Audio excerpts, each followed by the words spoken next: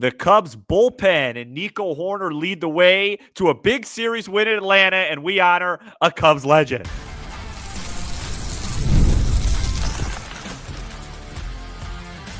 You are Locked On Cubs, your daily Chicago Cubs podcast, part of the Locked On Podcast Network, your team every day.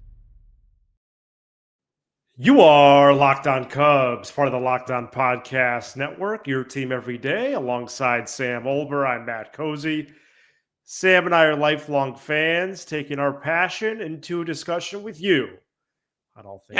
Yeah. This episode is brought to you by 5 Hour Energy. Enter for a chance to win a dream golf trip for two to any golf tournament in the US of A. Visit 5hewin.com for full rules and entry. No purchase necessary. Excludes the Masters. Ends October 31st. Cubs defeated the Braves 3-2 on Wednesday night to win the series. They're now 83-63, on pace for 92 victories. Padres still playing right now, but the Cubs will be at least 3 up on them for the first spot in the NL wild card standings. Nico Hoerner, 3 hits, 2 steals. Carson Kelly homered. Jameson Taillon made his second return from the IL, then turned it over to a group of 5 out of the bullpen. Rogers, Hodge, Thielbar, Keller, and Kittredge. And yes, Sam, it was Keller in the 8th and Kittredge in the 9th. And a nice Cubs win. Yeah, well, let's go right there. 4 2/3 innings of shutout baseball from the pen, as you mentioned. And I think some real stories today. Porter Hodge gets his first shot at high leverage since coming back. He looked really good. We've talked about this. I mean, it's got to be in the hundreds. The volatility of relievers. That could be a bad thing, but it also could be a good thing, right? Right, because now Hodge is on the opposite end of the spectrum again. What if he's found it a little bit? Right. You know what I mean? We don't know. We still that's what these last couple weeks could be for, but he looked really sharp. I thought the Keller thing was because the Braves had the top of the order due up in the 8th. So my guess is Counsell just I think Counsell's a pretty big believer in not the inning number, but the highest leverage situation. And I believe he deemed, having to face Profar, Olsen, and I'm blanking whoever hit third, Acuna probably. Yeah.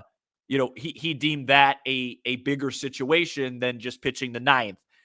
I have mixed feelings on that, but I really do have a lot of trust in Kittredge. I really do. I've mentioned him a lot in terms of the high leverage. I believe he's in that trust tree, if you will, of Counsell. He's just very calm. You know what I mean? You could just tell the moment is whatever the opposite, of being nervous or letting the moment get to you. That's what he is. He's calm. And I thought the bullpen along with Nico, as you said, was the key. Taillon looked fine. Thought he looked okay. I think that second run really wasn't on him. That ball should have been caught in center by Pete. That was a really catchable ball off the bat of Ozuna, in my opinion. But really nice win, Matt. This was a series I had circled for a while. I have a lot of respect for this Braves team and the talent that they have. Then you take into consideration that they, pitched a future Hall of Famer tonight. Cubs struck out a bunch, but they did a pretty good job. And this is a good series victory. I'm happy. Yeah, they went 4-2 against the Braves in a matter of days. Yeah, it's a good job. It's a nice job. And the big story out of this one is Hoerner. I'm going to drop some big possibilities for him later this segment. I love it. We make fun of Counsell, 27 outs. Or have we? Or maybe we haven't. I don't think we've, I haven't made fun of him for that. Wrong show. Yeah. Well, what other show do we have? But sir, am I missing something? You have another show or anything goes? Oh, got it. But Counsell wasn't the manager back then. Oh, gotcha.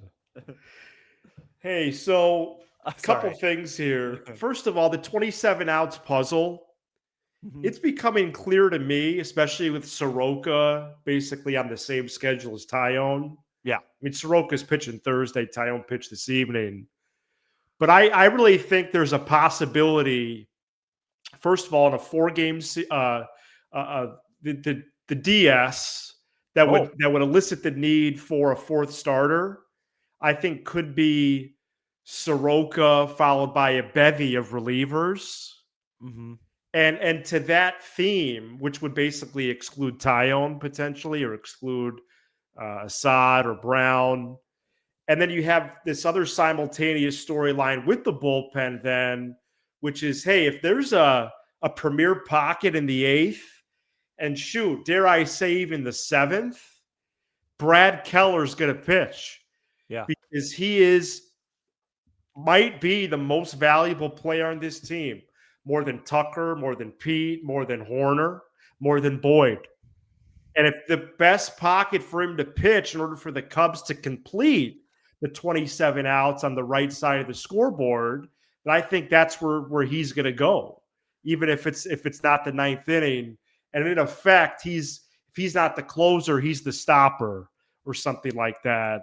Yep. I think we're going to see that again as soon as Friday. Well, and the thing is Keller, OPS against him, righties 451, lefties 576. So you could move him, and he could take any spot in the order. He could be a lefty guy if you have tough lefties. You know what I mean? Whereas I think Kittredge, he could do it all. Yeah, I feel a little bit more comfortable with Kittredge with more like a righty pocket, but Keller, he could face anybody. Like, he is your top reliever, And to your point, let's go to the wild card series. Let's say it's game 1. Cubs lead 3-1, bases loaded, no out for the other team in the 7th. Maybe you go to Keller right there. That could be the game. Very possible. Very possible. I mean, and Keller's allowed no runs since the break. Your highest leverage reliever right now is Keller. Your highest leverage situation versus lefties is Thielbar, right? Absolutely. Your highest leverage situation versus righties is Kittredge, and then Keller being the highest leverage of both. That's your 3 right now. It's just an unreal season at this point for Keller. Unreal. I mean, and for Thielbar. No, that's right. That's right. Since the break, Sam, Keller no runs, and tonight he allowed his 4th hit. Fourth hit since the break. And it wasn't hit hard, by the way. No. Listen to the Kittredge's line, last 13 and a third. Since being traded to the Cubs. 7 hits, 2 runs, 1 walk, 17 strikeouts. He's been terrific. So he's in that trust tree for sure. He had 1 bad outing. He had one bad outing. That's it. And I'm looking at his splits, by the way. He's equally. Yeah. I'm wrong. He's equally tough on lefties as he is righties too. So you could really pitch him. That's good to hear. You could pitch him at least in 25. So yeah, no, they got some weapons there. Hopefully Palencia can get healthy. You could add him to the list, push him up to the 6th or 7th or something. Well, and I'm going to release my first wild card series projection on Friday. Okay, and Hodge is on it. Oh, sure. He's on there. Sure. Well, not sure because he just, got back here last week. No. But I'm saying, no, I know what you mean. Also, if we want to get real goofy with league MVP voting, I could make a case for Keller getting down ballot votes. Okay. But you know who actually might? Hoerner. He'll get a few. He might get a handful, 4 or 5. For like 10th or something? Yeah, each voter gets 10 spots. Yeah, no, I hear you. Keller might get 1 or 2. Well, he's got to be close now. I know Pete's leading the team in WAR. Hoerner's probably got to be 2nd. He's got to be close to 6. Yeah, I think it's up there. Yeah. A few injury updates for you here. Michael Soroka will pitch Thursday at AAA. Miguel Amaya is doing everything in the continuation league in Arizona. He's catching, he's running, he's throwing, he's hitting. Awesome. And Daniel Palencia might play catch later this week. I'll tell you what, if he does, that would be a major, major positive. So is Amaya playing. Well, yeah. When I saw that catastrophic, injury, right? When I saw that injury, I was hoping he'd be ready by opening day next year. Yeah, the Cubs wouldn't carry 3 catchers for as little as 2 games in a wild card series, but I can see a path to 3 catchers in the DS. Boy, but don't you think he'd make the playoff roster over McGuire if he were healthy? It would depend on when he comes back. Okay, interesting. If he doesn't come back till the Mets series, I'd probably say no. Okay. But stay tuned, as they say. All right, coming up next, one of my favorite executives of all time, Carter Hawkins. There's news about him this week, and we tell you about it right after this. Today's episode is brought to you by 5 Hour Energy Transfusion. This grape, ginger, and lime flavored shot brings the iconic taste of a golf course favorite to a non-alcoholic boost. Perfect for sinking birdies or making great memories with friends. It's a hole-in-one for your energy game. Whether you're out on the course or just need a little extra push to power through your day, 5 Hour Energy Transfusion delivers the clubhouse flavor you love without ever leaving the green. What's the wildest shot you've ever made? Was it a total fluke or a well-calculated miracle? Golf is all about good times with good people and good flavors. The grape, ginger, lime flavor of 5 Hour Energy Transfusion gives you the best parts of your clubhouse go-to without leaving the course or chasing down the bev cart. Now you can amp up the fun even more. Just buy, snap, and enter for a chance to win a dream golf trip for two to any golf tournament in the US of A. Tee up that trip. Visit 5hewin.com for full rules and entry. No purchase necessary. Excludes the Masters. Ends October 31st. Try 5 Hour Energy Transfusion today. Shout out to the everydayers. Wait. Sam, go ahead. This episode is brought to you by FanDuel. The NFL season is here, and FanDuel is making sure you're ready for kickoff with a can't-miss offer. Right now, new customers can bet just $5, and if your bet wins, you'll get $300 in bonus bets to use across the app. Folks, it hasn't been since Sammy Sosa was coming off a 64 home run, 160 RBI season since the Illinois Fighting Illini were a top 10 team in America. They are ranked number 9 in the country, about 28.5-point favorites right now against Western Michigan this weekend. What a fun fall of football this is going to be for the Illini. The Bears now soaring up to 6.5-point underdogs on FanDuel at Detroit. So are you ready to play? Download the FanDuel app now by visiting FanDuel.com to get started. That's FanDuel.com to place your first $5 bet. Shout out to the everydayers. You become a Locked On Cubs everydayer by joining us for every episode throughout the week. Multiple outlets reported earlier this week that Cubs GM Carter Hawkins interviewed for the GM job of the Nationals. That position is running the entire baseball operation, so it would be a promotion for Hawkins, who likely got the same number of years extension Jed Hoyer did in July, whatever that number of years was, whether it matched counsel, whether it was more or less, whatever. Bob Nightingale of the USA Today says Hawkins is a finalist for the job. And the reason why this is a story is because, well, this is the Cubs' second command that would be departing, which would be the second time that's happened, essentially, because Craig Breslow left to run the Red Sox a couple years ago.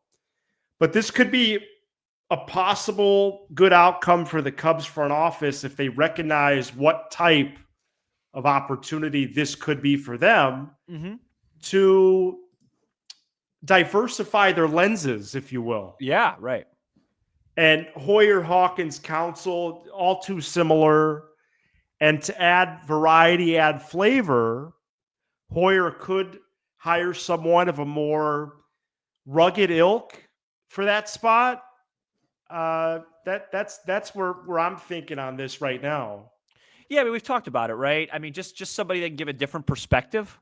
So it's just not everyone agreeing all the time and having the same philosophy. I maybe a more win now guy. So when Jed, when Jed is sitting there going, hey, well, you know what? I don't want to make that move. We got to think about 56. And then this guy comes in and says, or this potential new hire comes in and goes, no. We have a chance to win this right now. I think this move will do it. I want to see us do it. Just different thought process. That we're not behind the scenes.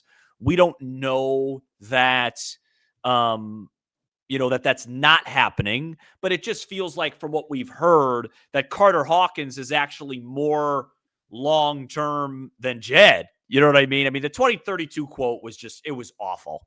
Yeah, it was. It was awful. And, well, it shows his conservative nature as much as anything. And I'd like to see somebody in here that's a little bit more aggressive for the win now. And, I also think Washington, for what it's worth, this isn't Locked On Nationals, but I think it's a good fit for the Nationals too, because that's a smaller market, different mindset. I think he'd be really good there. So I'm all for it. When I heard the news, I intentionally didn't talk about it yesterday because I wanted to hear what you had to say. Yeah, I mean, I'm not necessarily trying to celebrate because they would have to make that would be too much. Right. Well, plus they would have to actually make a hire that would indicate a willingness to change and grow and adapt. Right. We'd have to see what the move was, the signing after he left. But yeah, I think it is newsworthy. But one thing though that I did remember, it's a fly in here, was Hawkins. It took a while for Hoyer to hire Hawkins. And so after Breslow left, so now if Hawkins left, or no, here's what happened. Hoyer was named president. Mm-hmm. He did a whole season without a GM. Right.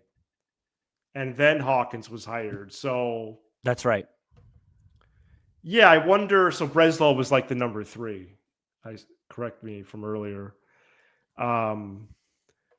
But it's intriguing. Breslow was the pitching guy. He was in charge of the pitching infrastructure. Yeah. And he had some say in the organization for all we know. I think the way that Hawkins has publicly conducted himself, in addition to the ways that he talks about the roster. Yeah. It's clear that he has an influence on Hoyer. Of course. Well, he better. He's the general manager. Well, but it's too much influence, though, in my opinion. Mm-hmm. It's too much. I don't care if he's second in command. And from the top of the food chain, I can't imagine anybody from the top, Tom Ricketts, to the last player in rookie ball. The 2032 comment was reprehensible. Yeah. And we did talk about his job after that. Yeah, you really, that was one of your more aggressive takes. Sure. And I agreed with it. I want to see some changes happen this winter. And if there's a natural way to do that, great. Because how much has Hawkins really helped, by the way? We don't know. That's the question. We don't know. Well, let me give you a couple rankings recently by ESPN. Okay. ESPN recently ranked the Cubs core talent group. They defined that as the one currently in the majors and the one closing in on. 17th in baseball. And the Cubs farm system is now down to 19th in baseball. So this team is just in the middle. Hard to argue with that. I'll just play devil's advocate. In terms of the big, maybe bigger picture. Yeah, I'll play devil's advocate for a second. I think he's good with some pitching stuff. I think he had an influence on Boyd. I really do. And bringing him in here and some of the other stuff. But yeah, look, you know how I feel. So what's the point? I mean, everybody knows how I feel at this point. I want a little bit more. The stuff that I want isn't even about the position group. It isn't even about that. Yeah. I just want some more aggressiveness and somebody that's not afraid to go try and win a championship. Anthony Rizzo won a championship Oh, with it's the going to be a fun Cubs. segment. He's retiring as a Cub this weekend. We celebrate Rizzo next. This episode is brought to you by Nutrafol. You've probably seen a million ads for hair growth products and thought, sure, like that actually works. There are so many products out there, and it's hard to know which ones are actually going to do anything. That's why you should give Nutrafol a closer look. Nutrafol is the #1 dermatologist recommended hair growth supplement brand trusted by over 1.5 million people. And it's not just hype. This is a supplement clinically tested that targets the root causes of thinning and shedding with a proactive approach. Whether you're at work, out with friends, or even just getting ready in the morning, Nutrafol gives you more confidence in your daily routine, and you can feel good about knowing Nutrafol is NSF certified and backed by peer-reviewed studies. See thicker, stronger hair with less shedding in just 3 to 6 months with Nutrafol. For a limited time, Nutrafol is offering Locked On MLB listeners $10 off your first month's subscription and free shipping when you go to Nutrafol.com and enter the promo code LOCKEDONMLB. That's Nutrafol.com, promo code LOCKEDONMLB. Anthony Rizzo, Cubs legend and World Series champion. Anthony Rizzo announced his retirement from baseball Wednesday morning. Rizzo will retire as a Cub in a ceremony this Saturday at Wrigley Field. He's just 36 years old, Sam. I didn't realize I thought he was older for some reason. He's also rejoining the organization as a team ambassador. In his 10 seasons on the north side, Rizzo became a franchise icon. World champion, 3 all-star teams, 4 gold gloves, a platinum glove, 1 silver slugger, and the prestigious Roberto Clemente Award. Slash line 272, 372, 489. Over 240 homers, almost 800 runs batted in just over 1,300 games. Sam, this came out of nowhere, and it's only a couple days away.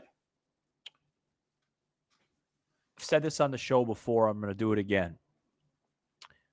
With Anthony Rizzo, everything that you just said is in what I would say is really, really good. What makes him great, what makes him special, what makes him a legend, in my opinion, are the intangibles both on and off the diamond. On the diamond, in my opinion, the start of the golden age of Chicago Cubs baseball was not when they signed John Lester, was not when they signed Joe Madden, but it was the second half of 2014 or July of 2014 when the Cubs were facing the Cincinnati Reds, who always were beating them. The Cubs were always the doormat, always the little guy. And ironically, a future Cubs closer, Aroldis Chapman at the time, was on the mound. We all know the story. He kind of threw a couple fastballs that got away from him. I believe it was to Nate Shearholtz at 101. Waves at the dugout, kind of just dismisses the Cubs. Like, come on, you guys, the Cubs, come on, just stop already. And then someone says something to the dugout, and Rizzo went after him. And I remember that like it was yesterday. Was watching at my mom's, and I literally said, I go, this feels different. It's not the same old Cubs anymore.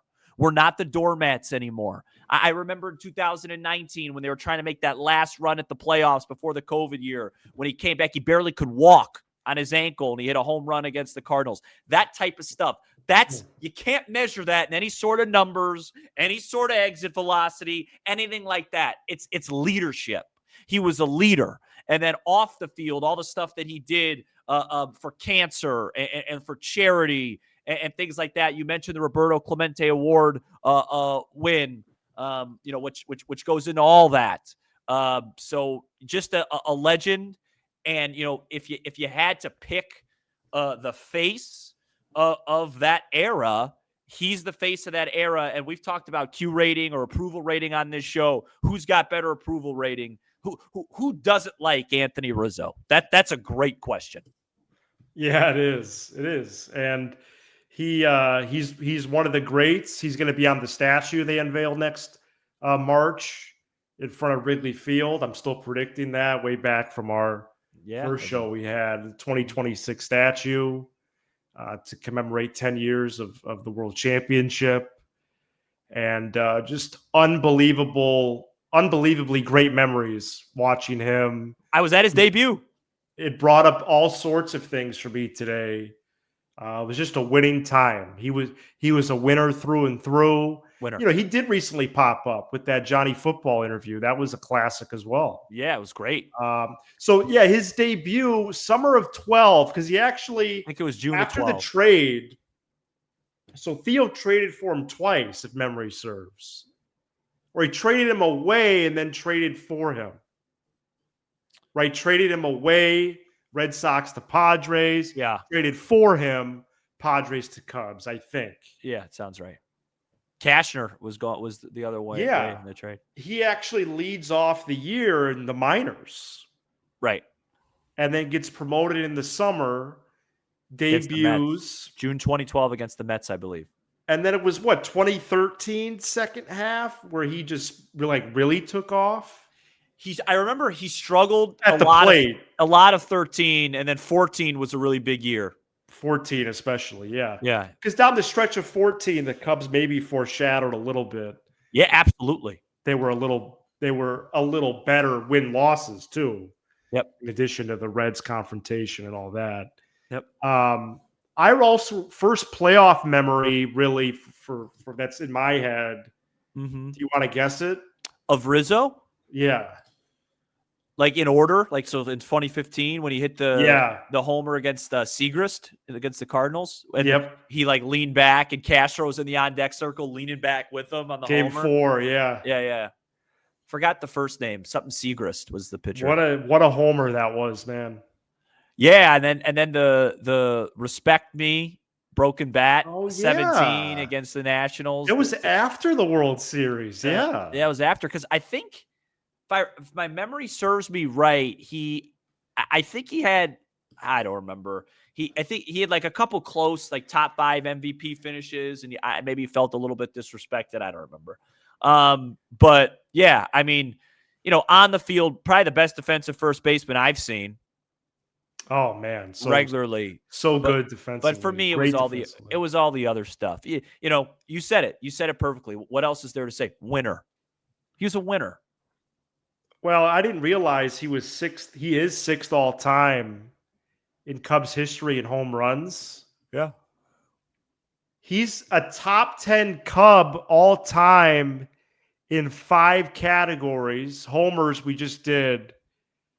Can you name the other 4 categories he's top 10 all time in? Here's a brief clue. No.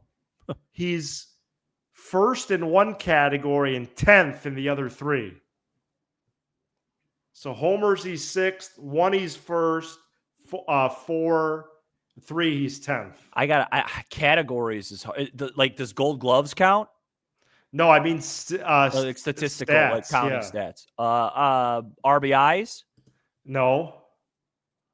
Homers, you said. We talked about it recently on the show, actually. Hit by pitches. Yeah. One trivia we had recently was related to homers. Oh, Oppo homers? No. Oh.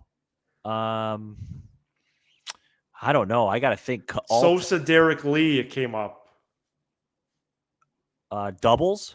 Extra base hits? Extra base hits, right. Yeah, extra base hits. The other 2 are very difficult to get. He's 10th. They're obscure, like total bases or something. Yeah, no, sack flies and intentional walks. Okay. So hit by pitches, he's got to be first, like you said, though. He's first by 30 hit by pitches. Yeah, he got hit by a lot of pitches. No, but that which is a base. That really changed his career, though. Getting on top of the plate, not being seriously though, Anthony Rizzo is such a great example of analytics not being everything in the sport. A huge thing that changed him, and he even talked about this, getting on top of the plate and being willing to take 95 to the forearm or 95 to the leg. So this way, he could cover certain parts of the plate. It really helped his career. And there's not a lot of people out there, me included, that would say, hey, I don't care about covering the outside. I don't want to get hit by those pitches. Right. I'm not tough enough to do that. And in a few weeks, getting hit by a pitch is going to help the team. Yeah, absolutely. But guys are going to dive out of the way. Yeah, no, Rizzo ain't And the other diving. thing that can't happen in the playoffs, you got to catch a fly ball. Yeah, there's some issues out there. And what other thing was I thinking the other day has to happen in the playoffs? There's a couple things they need to tighten up, get in the classroom even. I wonder who's top 10 all time for the Cubs in doubles. I have to take a look at that. Get that for you. Yeah, I have to take a look at that at some point. This is Locked On Cubs. Full wild card roster projection Friday.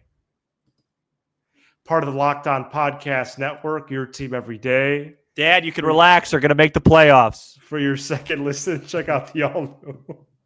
He was worried the other night when the Bears if were they on. win one more game, they might not make it. Yeah, they'll be every all right. game, every night, all season long. Get local analysis on a national scale. Find MLB Game Night. Padres are getting beat late again.